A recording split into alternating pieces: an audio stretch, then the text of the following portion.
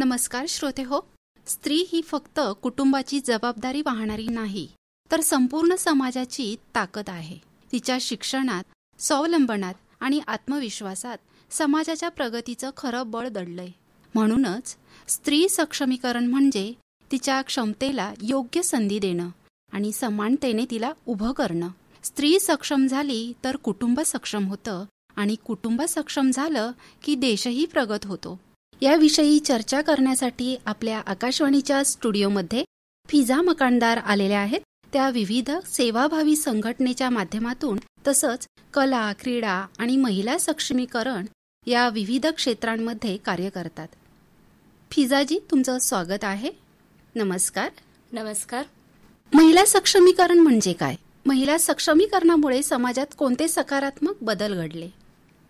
तर महिला सक्षमीकरण म्हणजे फक्त महिलांनी स्वतःसाठी स्वतःचं स्टँड घेणे म्हणजे नाही, तर महिलांना स्वतःचा हक्क, स्वतःचे अधिकार मिळणे आणि आज प्रत्येक क्षेत्रामध्ये महिलांनी आपली प्रगती करणे, मग ते क्षेत्र कोणतंही असो, आर्थिक, सामाजिक, राजकीय किंवा कला, क्रीडा, अशा विविध क्षेत्रामध्ये ज्या दिवशी महिला सक्षम होतील किंवा त्यांना अधिकाराने, समानतेने आणि स्वावलंबन होतील, तेव्हा आपण महिला सक्षम आहे असं म्हणू शकतो. आणि आज आपण पाहूच शकतो की महिला खरोखर सक्षम होण्याच्या मार्गावरती आहेत आणि होती आहेत. आणि जसं आपण म्हणालात की महिला सक्षमीकरणामुळे समाजात सकारात्मक बदल नक्कीच घडलेले आहेत. कारण आज आपण पाहू शकतो सर्वप्रथम महिलांचं शिक्षण. तर आज मुली शिक्षणामध्ये खूप चांगल्या पद्धतीने प्रगती करत आहेत किंवा शिक्षण घेत आहेत आणि त्याच्यामुळे ते स्वतः स्वावलंबन बनत आहेत, स्वतःचे निर्णय स्वतः घेत आहेत आणि कुटुंबाच्या आर्थिक स्थैर्यातही त्यांना मोठा वाटा देऊ शकत आहेत. हे कशामुळे शक्य झालं? तर आज महिला सक्षम होऊ लागलेल्या आहेत. आज तुम्ही कोणतेही क्षेत्र घ्या, आर्थिक, सामाजिक, राजकीय, कला, क्रीडा, विज्ञान, औद्योगिक, म्हणजे विविध क्षेत्रामध्ये आज महिला गरुड झेप घेत चाललेली आहेत. का? कारण त्या महिला आज सक्षम होण्याच्या मार्गावरती आहे किंवा होत आहेत म्हणून. आणि मला इथे सांगावं असं वाटतं की आधीच्या काळात बघा, जुनी विचारसरणी होती, म्हणजे मुलींना शिक्षणासाठी बंधने होती किंवा लिंगभेद असेल किंवा विविध म्हणजे ह्या जाळ्यामध्ये रूढी परंपरा याच्यामध्ये अडकलेल्या होत्या. परंतु मला असं वाटतं की आता जेव्हा महिला सक्षम होत आहेत तेव्हा ह्या जाळ्यातून बाहेर पडत आहेत आणि आपले निर्णय स्वतःचे स्वतः घेऊ शकत आहेत. आणि काय झाले की आता निर्णय घेण्याची त्यांना संधी मिळाली, त्यामुळे जेव्हा कधी अन्याय होतो, अत्याचार होतो, तेव्हा त्या अन्यायाच्या विरोधामध्ये ठामपणे बोलण्याची हिंमत आज महिलांना मिळालेली आहे. म्हणजे हे महिला सक्षम होते म्हणून झालेलं आहे. आणि सगळ्यात महत्वाचं म्हणजे आधी मुलगी आणि मुलगा ह्याच्यामध्ये भेदभाव केला जात होता, म्हणजे असमानता होत. तर जेव्हापासून महिला सक्षम होत आहे तेव्हापासून मला असं वाटतं की समानतेचा दृष्टिकोन हा प्रत्येकाच्या कुटुंबामध्ये रुजत चाललेला आहे. ही एक सगळ्यात मोलाची गोष्ट आहे आपल्या सर्वांसाठी. त्यामुळे महिला सक्षमीकरण हे फक्त स्त्रियांसाठीच नाही, तर कुटुंबासाठी आणि समाजासाठी आणि देशासाठी महत्वाचं, म्हणजे देशाला बळकट करण्याचं खरं योगदान हे महिला सक्षमीकरणामुळे होत आहे. हे बदल फक्त महिलांचेच नाहीत, तर संपूर्ण समाजाचे जीवनमान उंचवणारे आहेत. खरं तर महिला सक्षमीकरण म्हणजे उज्ज्वल, प्रगतिशील आणि समतोल समाजाच्या दिशेने टाकलेलं महत्वाचं पाऊल आहे.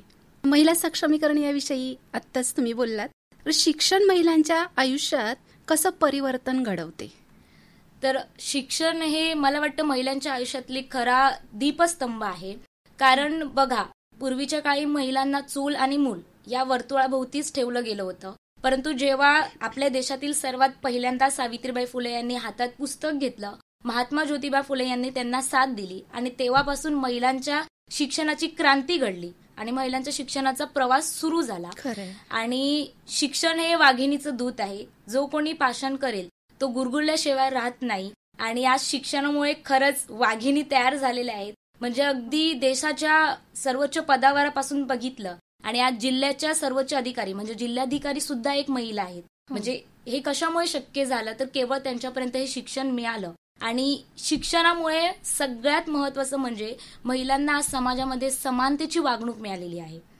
त्यामुळे ठामपणे आपले निर्णय घेण्याची हिंमत हे शिक्षणामुळे आज महिलांना शक्य झालेली आहे. त्यामुळे कोणतेही क्षेत्र असू दे, म्हणजे डॉक्टर असेल, इंजिनियर असेल, वकील असेल, अशा विविध क्षेत्रामध्ये आज मुली शिक्षणाच्या माध्यमातून पोहोचत आहेत, आपला ठसा उमटवत आहेत. आणि हे समाजाच्या दृष्टीने खरंच खूप चांगली प्रगतीचा आपण एक मोलाचा वाटा म्हणू शकतो. आणि डॉक्टर बाबासाहेब आंबेडकरांनी सुद्धा मुलींच्या शिक्षणाला फार महत्व दिलेलं आहे.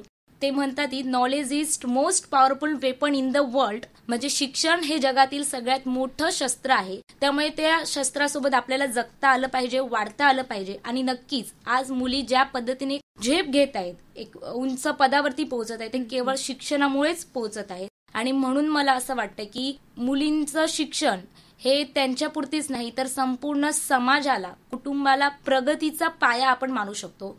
आणि हे सगळं शिक्षणामुळे खरंच शक्य झालेलं आहे.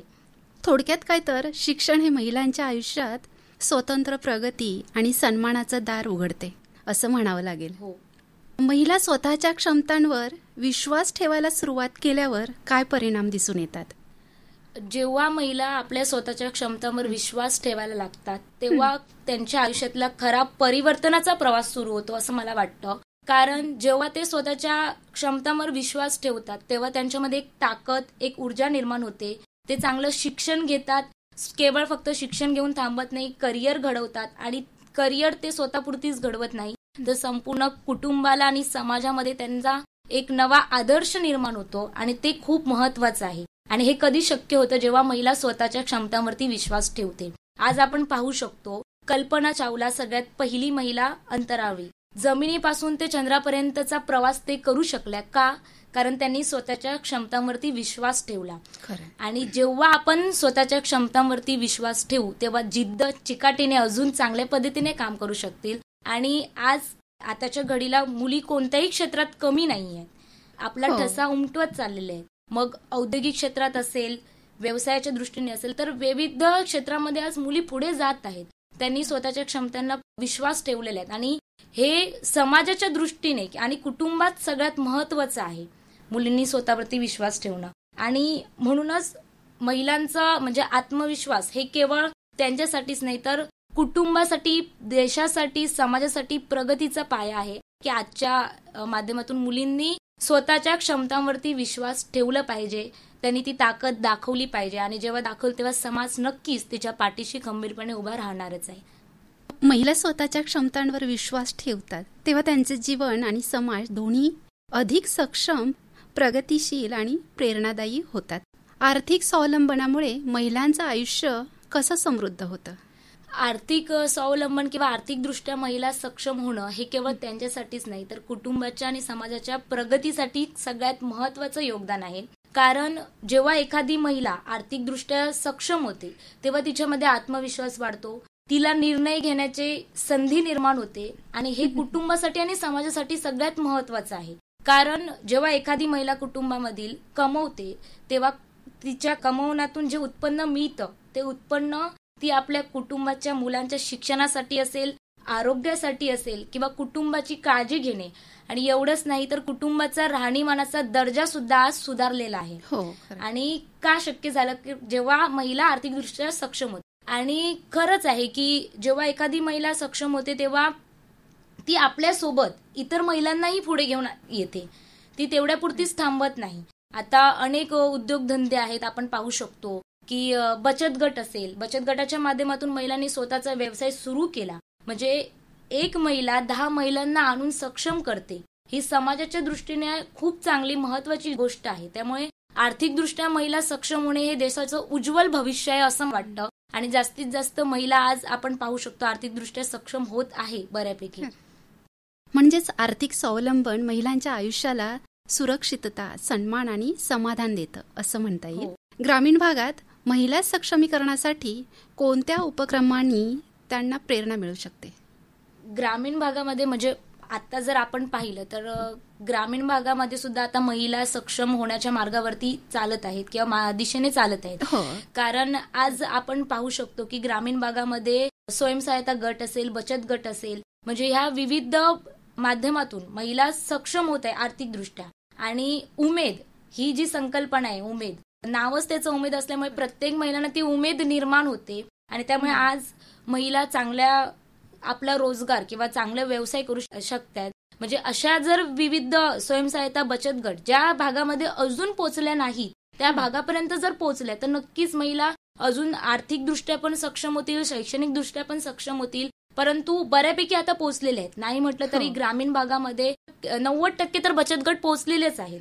त्यामुळे त्याचा नक्कीच फायदा महिलांना होतो आणि जिथे नाही पोहोचले तिथे अजून पोहोचले पाहिजे. अशा प्रकारचे म्हणजे जे काही असतील उपक्रम योजना असतील ते पोहोचले पाहिजे. त्याच्यानंतर अत्यंत महत्वाचं म्हणजे ग्रामीण भागातील महिलांना औद्योगिक क्षेत्रात कसे येतील हे पाहिलं पाहिजे. मग हस्तकला असेल, शिवण क्लास असेल किंवा ब्युटी पार्लर असेल, म्हणजे अशा वेगवेगळ्या व्यवसायांचे प्रशिक्षण जर त्या महिलांना दिलं तर नक्कीच त्यांच्या रोजगाराच्या संधी सुद्धा निर्माण होऊ शकतात. त्याच्यातून त्यांना एक प्रेरणा मिळेल. त्याच्यानंतर साक्षरता म्हणजे ग्रामीण भागामध्ये आता बऱ्यापैकी मुली शिकतीये, काही मुलींना फॅसिलिटीज पण उपलब्ध झालेल्या आहेत. परंतु जर अजून शिक्षणाचा प्रचार आणि प्रसार जर ग्रामीण भागामध्ये झाला तर नक्कीच ज्या पद्धतीने आता मुली पुढे आहे त्याच्या अजूनही पुढे जाऊ शकतात. त्यामुळे शिक्षणाचा प्रचार आणि प्रसार होणं गरजेचं आहे. आणि आज आपण पाहतो की महिला प्रत्येक क्षेत्रामध्ये आपली भरारी घेत आहेत. परंतु जेव्हा एखादी महिला घराबाहेर पडते तेव्हा कुटुंब, समाज ह्या सगळ्या गोष्टी सांभाळत असताना तिला आरोग्याची काळजीही घेणं फार गरजेचं आहे. त्यामुळे आरोग्याची जनजागृती ही प्रत्येक ग्रामीण भागामध्ये होणं गरजेचं आहे. मग विविध शिबिरं असतील, ह्या सगळ्या गोष्टी तिथे घडणं गरजेचं आहे आणि ह्याच्यातून त्या महिलांना अजून प्रेरणा मिळू शकते. त्याच्याही पलीकडे जाऊन ग्रामीण भागातील महिलांना स्पेशली त्यांचे हक्क, त्यांचे जबाबदाऱ्या, कायदे म्हणजे याची जर जनजागृती झाली तर नक्कीच त्यांना आपले जे अधिकार आहेत ते अजून चांगल्या पद्धतीने समजू शकतील. आणि आजकाल तर इंटरनेटचा जमाना आहे, तर ग्रामीण भागातील महिलांना इंटरनेटच्या बाबतीत अवेअरनेस करणे किंवा इंटरनेटच्या माध्यमातून आपण ऑनलाईन व्यवसाय कसा करू शकतो हे जर चांगल्या पद्धतीने शिकवलं तर नक्कीच आज ज्या घडीला महिला पोहोचल्या त्या ग्रामीण भागातील महिला सुद्धा त्या पदापर्यंत पोहोचू शकतील यात काही शंका नाही. म्हणजे असे विविध उपक्रमाच्या माध्यमातून महिलांना नक्कीच प्रेरणा मिळू शकते. नक्की. म्हणजे शिक्षण, रोजगार, आरोग्य आणि नेतृत्व या सर्व क्षेत्रांमध्ये महिलांना संधी दिल्यास ग्रामीण भागातील महिला सशक्त आणि प्रेरणादायी बदल घडू शकतात असं म्हणावं लागेल ना. घरगुती निर्णय प्रक्रियेत महिलांचा सहभाग वाढल्याने कुटुंबावर कोणते चांगले परिणाम दिसतात? घरगुती म्हणजे प्रक्रियेत जर महिलांचं जर निर्णय प्रक्रिया मिळाली, घरामध्ये एक नवीन ऊर्जाच निर्माण होते. म्हणजे घर हे केवळ सिमेंट आणि विटांच्या भिंती राहत नाही, तर त्या घरामध्ये एक आनंददायी वातावरण निर्माण होतं. समजूतदारपणा असेल, आत्मविश्वास असेल, एकमेकांबद्दलची समानता असेल, म्हणजे ह्या सगळ्या गोष्टींची शिल्प त्या घरामध्ये निर्माण होतात. आणि जेव्हा एखाद्या घरामधील एखादी आई, एखादी पत्नी, एखादी मुलगी बोलायला लागते किंवा निर्णय द्यायला लागते, तेव्हा फक्त त्या घरामध्ये पैशांचा हिशोब होत नाही, तर एकमेकांच्या भावना असतील, सुख-दुःख असतील, स्वप्न असतील, म्हणजे थोडक्यात भावनांची जाणीव त्या घरामध्ये जपली जाते. म्हणजे त्या विचारांची देवाणघेवाण झाली पाहिजे आणि होते जेव्हा एखादी महिला निर्णय घ्यायला लागते तेव्हा. आणि जेव्हा एखाद्या महिलेचा घरात आवाज येतो ना तेव्हा घरात एकदम गोडसर वातावरण होतं. आणि जेव्हा तिच्या मताला किंमत मिळते तेव्हा घर हे फक्त एकट्याच्याच विचारसरणीचा राहत नाही, तर सगळ्यांच्या स्वप्नांना घेऊन पुढे जात असतं. आणि असं कुटुंब हे समृद्ध समाजाचा आरसा आहे असं म्हणायला तरी काही हरकत नाही. त्यामुळे जास्तीत जास्त महिलांनी निर्णय आपले दिले पाहिजे आणि देतातही. आज समाजामध्ये आपण पाहू शकतो. आणि जे सकारात्मक बदल मगाशी आपण म्हटलं की महिला सक्षमीकरणामुळे होत आहे, तर महिलांचा मुद्दा इथूनच होतो सुरुवात की जेव्हा घरामध्ये निर्णय घेण्याची सहभाग झाले तेव्हापासून ही महिला सक्षमीकरणाचा एकंदरीत पायाच पूर्णपणे उभा राहतो. नक्कीच. महिलांचा निर्णय प्रक्रियेत सक्रिय सहभाग कुटुंबाला सुदृढ, संतुलित आणि सुखी जीवन मिळवून देतो. महिला आणि मुलींना करिअर घडवण्यासाठी कोणती सकारात्मक प्रेरणा दिली पाहिजे? सर्वप्रथम प्रत्येक मुलीला, महिलांना हे पटवून दिलं पाहिजे की तुझे जे स्वप्न आहेत ते फक्त कल्पना नाही, तर तू ते पूर्णपणे साकारू शकते आणि पूर्ण करण्याची धमक आणि ताकद तुझ्यामध्ये आहे. म्हणजे प्रत्येक घरातील आई वडील असतील, कुटुंब असेल, समाज असेल, यांनी प्रत्येक महिलेला, मुलीला तो विश्वास दिला पाहिजे की तू तुझी स्वप्न पूर्ण करू शकतेस. त्यांना सांगितलं पाहिजे की तुझ्या स्वतःवरती विश्वास ठेव, कारण भले तुझे आज स्वप्न लहान असतील परंतु तुझं भविष्य हे खूप मोठं घडणार आहे. तू अपयशाला घाबरू नकोस, कारण प्रत्येक वळणावरती अडथळे येतील, अडचणी येतील, अपयश येतील, परंतु असं म्हणतात की अपयश यशाची पहिली पायरी आहे. त्यामुळे त्याच्यातही सामना करण्याची धमक तुझ्यामध्ये आहे. त्यांना सांगितलं पाहिजे की तू मोठी स्वप्न बघ, कारण तुझ्या प्रयत्नांना आकाशही कमी पडेल. त्यांना सांगितलं पाहिजे की तू समाजासाठी एक आदर्श हो, कारण तू जे प्रयत्न करणार आहेस त्या प्रयत्नातून एक दिवस तू नक्कीच यशस्वी होईल आणि समाजातील प्रत्येक महिलांसाठी तू एक आदर्श बनेल आणि प्रेरणा देईल तुझ्या कार्यातून. आणि त्यांना सांगितलं पाहिजे की स्वतःवरती विश्वास ठेवून कोणतीही अशक्य गोष्ट आहे ती शक्य होऊ शकते. त्यामुळे प्रत्येक समाजातील प्रत्येक माणसांनी मुलींना तो आत्मविश्वास दिला पाहिजे. कारण जर मुलींमध्ये आत्मविश्वास निर्माण झाला तर नक्कीच त्या आपल्या अजून चांगल्या पद्धतीने यशापर्यंत पोहोचू शकतील. कारण त्यांना सांगितलं पाहिजे की तुझ्या पंखांवरती विश्वास ठेव, कारण आकाश जिंकण्याची ताकद ही फक्त केवळ तुझ्यामध्ये आहे. त्यामुळे अशा जेव्हा गोष्टी, अशा जेव्हा प्रेरणा आपण प्रत्येक मुलीला, प्रत्येक महिलाला ज्या दिवशी देऊ त्या दिवशी नक्कीच आपल्या देशातील प्रत्येक मुलगी, महिला ही सक्षम झाल्याशिवाय राहणार नाही. ऑलरेडी होतच आहेत, सक्षम होण्याच्या मार्गावरती आहेत. परंतु आता ज्या पद्धतीने आहे त्याच्या पुढे जाऊन, म्हणजे चूल मूलच्या पुढे जाऊन आज मुली पोहोचलेली आहेत. परंतु अजूनही मोठा टप्पा हे मुली गाठू शकतात. फक्त त्यांना प्रेरणा देण्याची गरज आहे. त्यांना विश्वास, त्यांचा आत्मविश्वास वाढवणं गरजेचं आहे आताच्या काळात. आणि शासनाने सुद्धा आता बऱ्याचशा फॅसिलिटीज किंवा सोयी सुविधा असेल, योजना असेल, हे महिलांसाठी आणि प्रत्येक मुलींसाठी आणलेले आहेत. त्यामुळे नक्कीच याचा कुठेतरी मुलींना फायदा होतोय आणि होईल भविष्यात. त्यामुळे म्हणजे जर शासन देत असेल तर मुलींनी ते घ्यायलाच पाहिजे.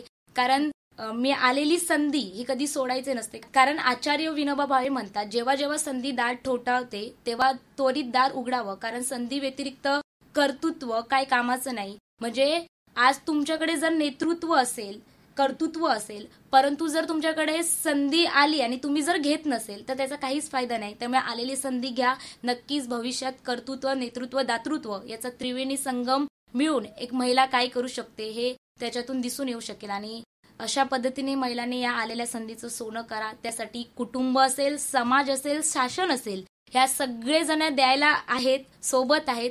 त्यामुळे सगळ्यांनी त्याचा जास्तीत जास्त फायदा घ्यायला पाहिजे. खूप छान.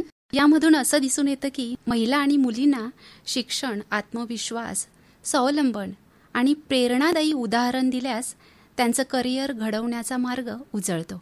तर श्रोते हो, महिला सक्षमीकरण म्हणजे केवळ स्त्रियांसाठी नव्हे तर संपूर्ण समाजासाठी उन्नतीची दिशा आहे.